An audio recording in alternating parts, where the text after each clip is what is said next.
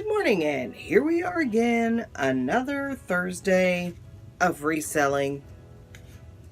Just like yesterday. It's kind of like Groundhog Day. I say that, but it is, because I work just about every day. And I sell things, I buy things, I list things, I clean things, I test things, I put things away, I get things out. So it's Groundhog Day. And I don't mind. Not so much. I had a couple sales overnight. Nothing crazy, but decent. I'll take it. I got an offer on this Cutco bread knife. I had it priced kind of high, somewhere around $60, but it wasn't moving, which of course that was a little high. I knew that. But I got an offer of $25, and because I've had this for some time, I let it go, and that person will be happy with their Cutco knife. I sold a door for a Ronco rotisserie oven. That went for $18.39. And I sold the motor on a Sunbeam Mixmaster stand mixer.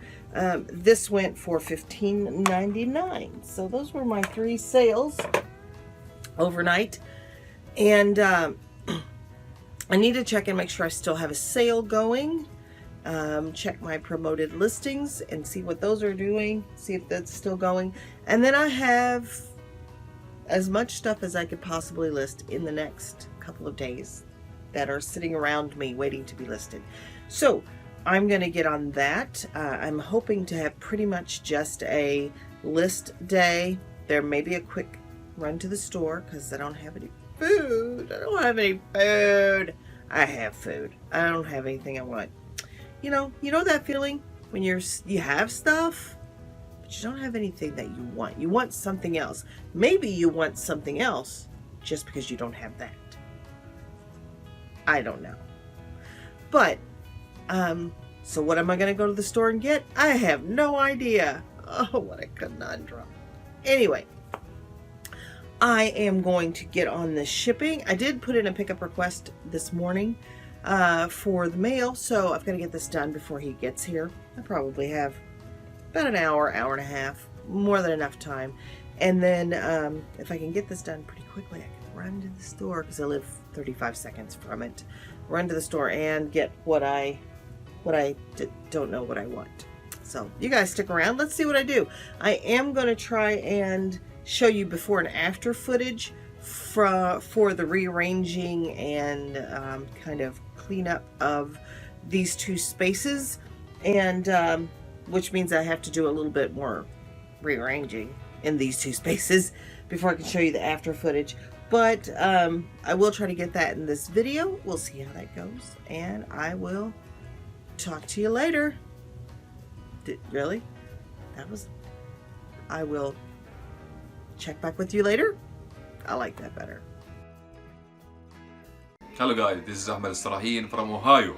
I am Sarah's husband. I just wanted to tell you that my wife doing the best Arabian tea ever, and I'm going to share that with you tonight. So I'm going to film my wife while she's doing the tea, the Arabian tea with mint, and maybe guys you learn how to do it. You're going to enjoy it. Honey, are you ready to do it? Okay, let me take the video or the camera, and here you go. Okay, so you want to tell them how you're doing it? Yes. This is a 1-liter pot, and as you can see, I have melted the handle from putting this pot on the stove. So she melted very good, by the way. Yeah. So I no longer put this pot on the stove. Instead, I heat the water in it like an Instant Pot or a water kettle. And we use a tea. This is an Arab tea. When I show them the logo and what's it called? This is Waza. Shai Al Ghazalin. Oh, this is Ghazalin. Two deer. Yeah, 2 deer. 2 deer tea. I don't have my glasses on, so I can't see. There you go. I just want to show them the logo. Yep. So how many you put? I put 2 in the 1-liter pot. 2 medallions. And you don't have to use this tea. This is Black Pico. You could use Lipton. It's just fine. And then I add just under a 1/4 cup of sugar.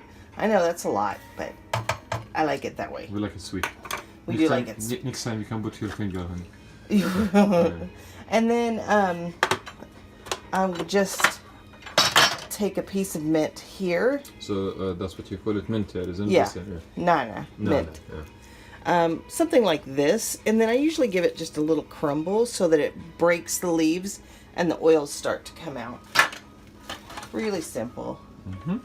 And in Jordan, when we had tea, they would serve it in a taller cup, a small cylinder that was taller. I think we still have some, isn't it?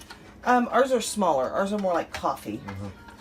But we find that these punch cups from a punch bowl set work just fine, and they're the right size to give you the right amount of tea.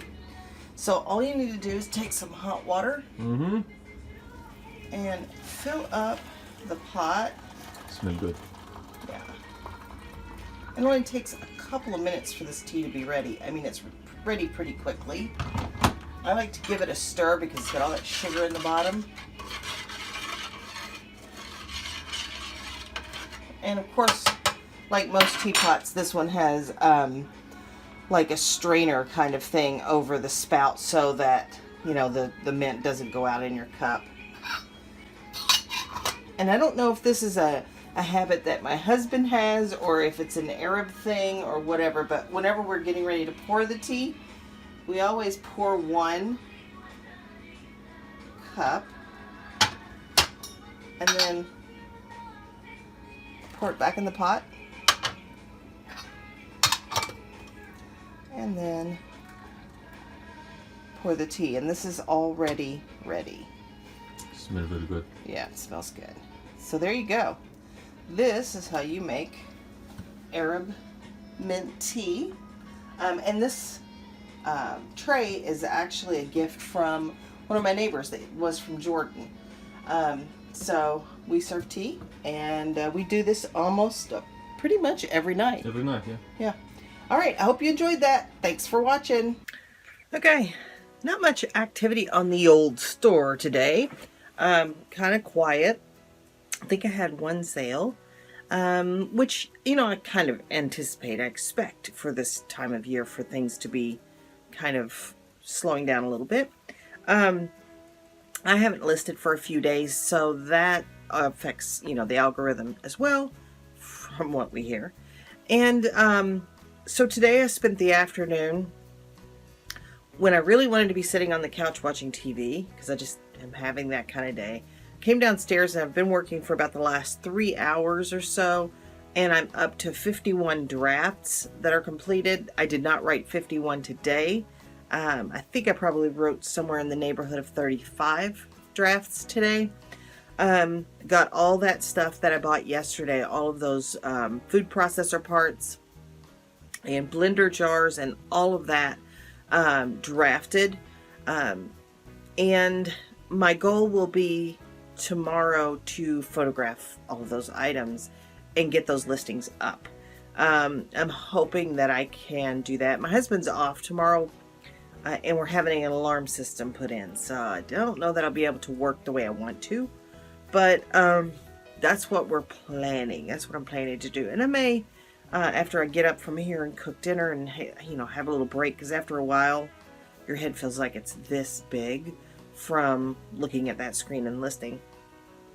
I may come back down and take some pictures this evening. So that's kind of what I'm looking to do. I did want to give a shout out to a relatively new YouTuber. God, use your words, for real. A relatively new YouTuber who is really enjoyable to watch and is a lot less manic than someone like me.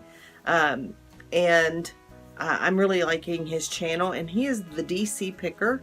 So take a little gander over there and subscribe to his channel if you're so inclined, and just check him out. He did a really good video. I don't know if that was posted today or yesterday, or the day before. It's new, but I don't know. On using Instagram to boost sales and that sort of thing and how to properly use that. And I found that pretty informative, and hopefully you will too. So go check him out, the DC Picker, and I think you'll enjoy his channel. So I am going to wrap things up here and just take a break for a while, and then we'll see how I feel after that. So as always, thank you for being here. I appreciate your support. Just remember that the dream works when you do, so keep dreaming, keep working. I'll see you guys the next time. Bye.